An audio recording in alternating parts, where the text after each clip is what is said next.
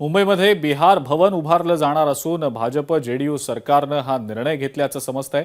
बिहार सरकारकडनं यासाठी सुमारे 314 कोटींचा निधी मंजूर करण्यात आलेला आहे। त्यामुळे मुंबईमध्ये लवकरच 30 मजली बिहार भवन उभं राहणार आहे।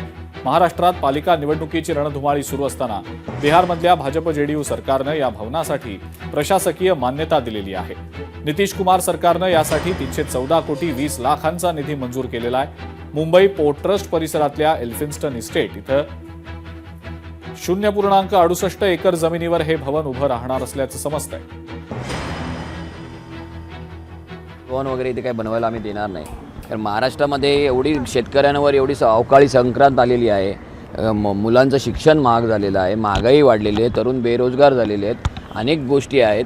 ह्या गोष्टीकडे लक्ष द्यायचं सोडून ती 314 कोटी 20 लाख रुपये वगैरे खर्च करून काहीतरी बिहार भवन बांधणार आहे। माझं म्हणणं असं आहे की त्यांना ते जे बिहारी लोक इथे उपचारासाठी येतात त्यांच्या राहण्याच्या आणि खाण्याच्या सोयीसाठी तुम्ही एवढा खर्च करण्यापेक्षा बिहारमध्येच तुम्ही एवढ्या मोठ्या पैसा वापरून तिकडेच तुम्ही का नाही उपचारासाठी हॉस्पिटल मोठं उभं करत?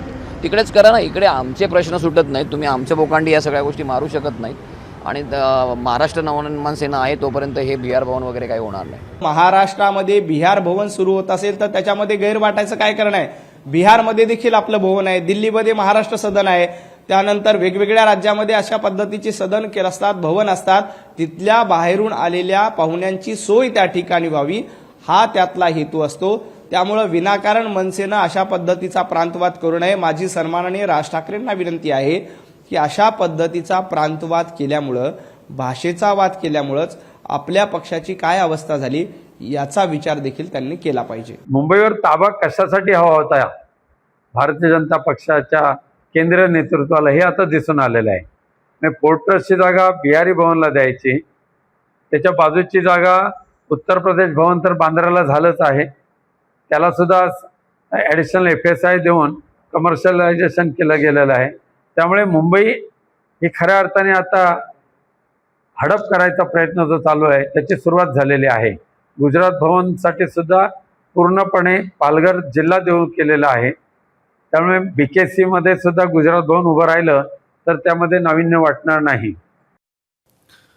कुणाचं घड्याळ आणि कुणाचं धनुष्यबाण याचा फैसला आता लवकरच होणार आहे, कारण शिवसेना पक्ष आणि धनुष्यबाण या निवडणूक चिन्हाबाबत सुप्रीम कोर्टात बुधवारपासून अंतिम सुनावणी सुरू होणार आहे। सरन्यायाधीश सूर्यकांत यांच्या नेतृत्वाखालील खंडपीठासमोर सलग 2 दिवस अंतिम युक्तिवाद होईल। तर राष्ट्रवादी काँग्रेस पक्ष आणि चिन्हाबाबत सुद्धा बुधवारी सुनावणी सुरू होणार आहे।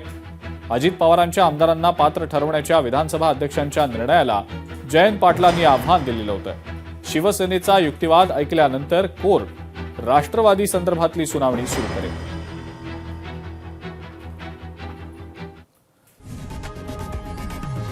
लोकशाही मराठी ऐका, पहा, जागरूक रहा।